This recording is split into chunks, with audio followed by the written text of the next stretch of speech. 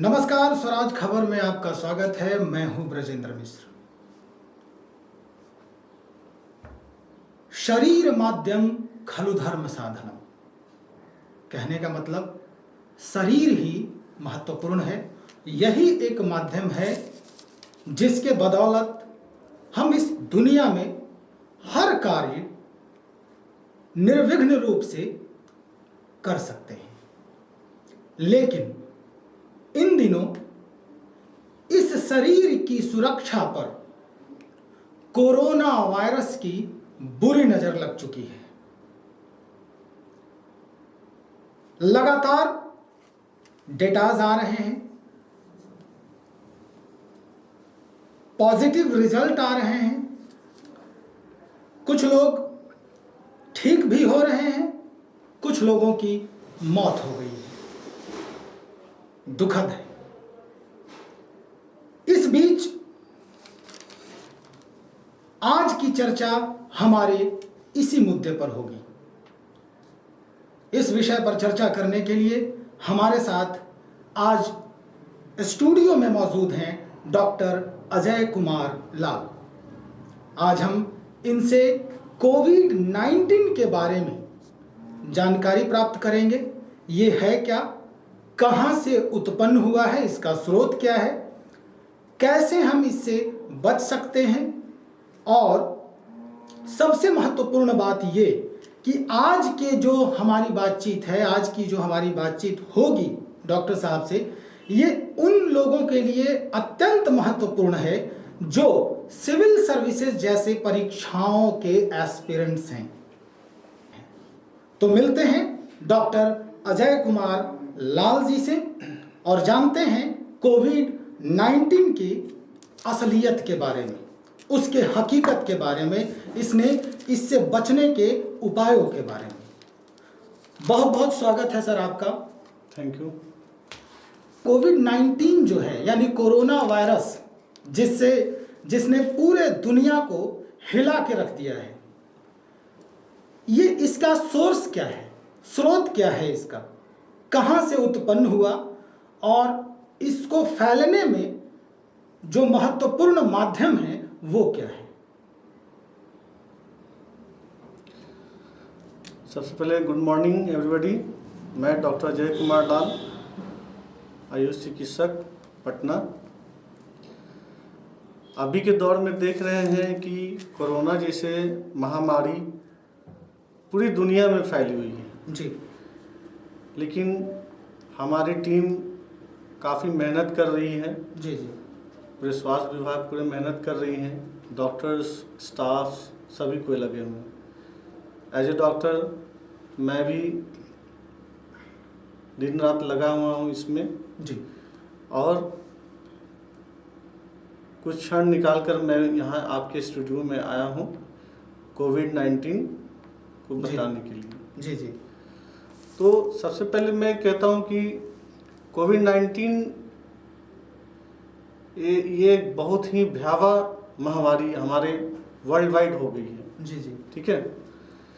तो इसका according to many experts क्या है कि ये बैट के द्वारा या पेंगोलिन्स जो एनिमल है उसके द्वारा ओरिजिनेट हुआ। अच्छा।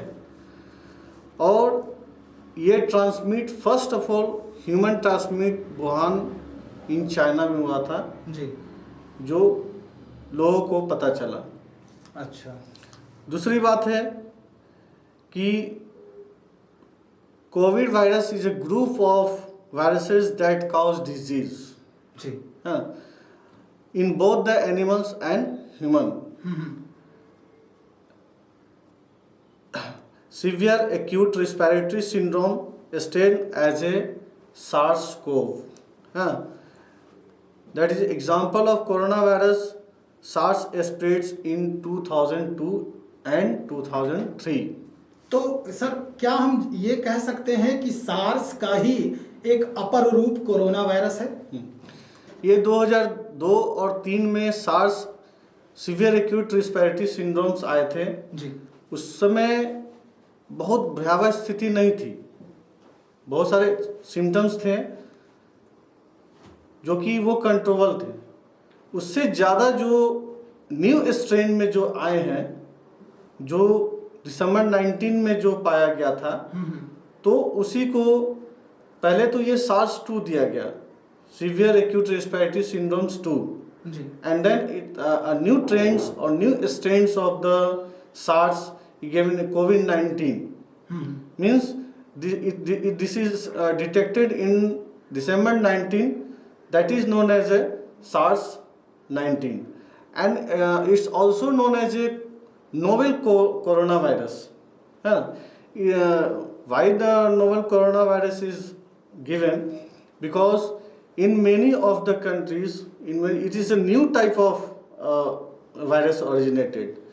कहने का मतलब सर, कहने का ये मतलब है कि इसका एक नाम नोवेल कोरोना वायरस भी है।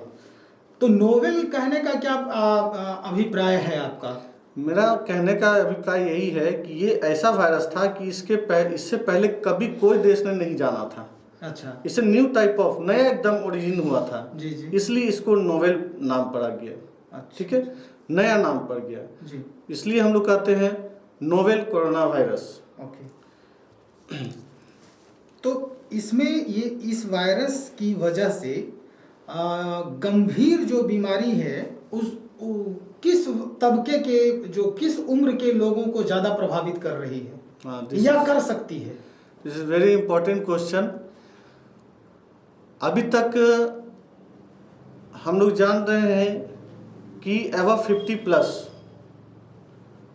the elder persons are prone to cause most affected।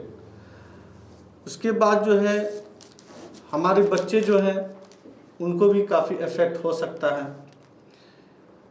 ये इफेक्ट हो सकते हैं बहुत हाई रिस्क एरिया में, जहाँ मैन टू मैन कम्युनिकेशन ज़्यादा है, सच लाइक सिनेमा हॉल्स और मार्केट एरिया। हाँ, तो ये सब जो close contact with the Covid person who has affected with the virus, है ना। अगर मुझे तो पता नहीं है कि कौन पर्सन वायरस से कांटेक्ट है या नहीं है, अगर वो पर्सन कांटेक्ट है वायरस से और उसके मार्केट एरिया में जा रहे हैं और कांटेक्ट हो रहे हैं, तो वो काउज है कोविड-19 जो हो, हमारा जो वायरस से कांटेक्ट में आ सकते हैं। क्या एंटीबायोटिक्स जो है, अभी जो एंटीबायोटिक्स है या फिर और इजाद जो हो रहे हैं एंटीबायोटिक्स का, कोविड-19 पर इसका कोई प्रभावी असर दिखाएगा एंटीबायोटिक्स? इसमें जो है अकॉर्डिंग टू सिम्टम्स हम लोग जो ट्रीटमेंट करते हैं, just like breathlessness, fever, cough, muscles pain, according to that symptoms we are giving medicines, है ना।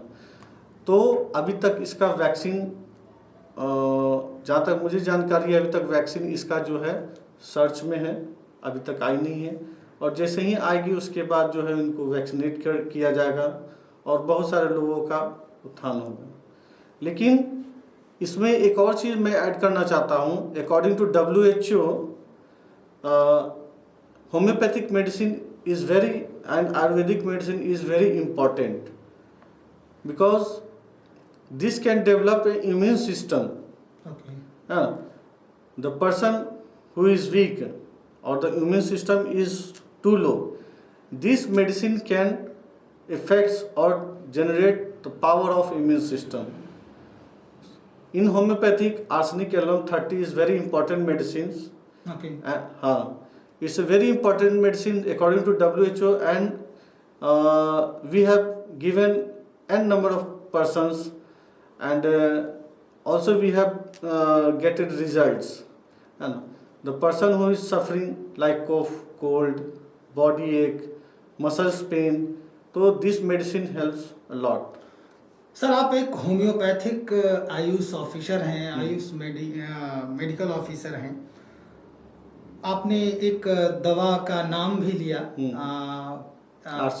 Arsenic album 30। तो थोड़ा सा हम इस पे भी चर्चा कर लें, क्योंकि अभी इसकी आवश्यकता है, ये बहुत महत्वपूर्ण है, फिर हम आगे बढ़ेंगे। इस दवा के बारे में सर विस्तार से मुझे बताएं कि इस दवा को कैसे लेना है, क्या ये हमारे शरीर पर इसका क्या प्रभाव पड़ता है, क्या कुप्रभाव पड़ता है, कैसे व्यक्ति को देना है, किन व्यक्तियों को इस दवा को नहीं लेना चाहिए?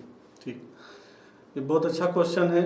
हमारा जो होम्योपैथिक मेडिसिन एक्चुअली में ये वर्क करता है इम्यून सिस्टम पे। ओके। ठीक है,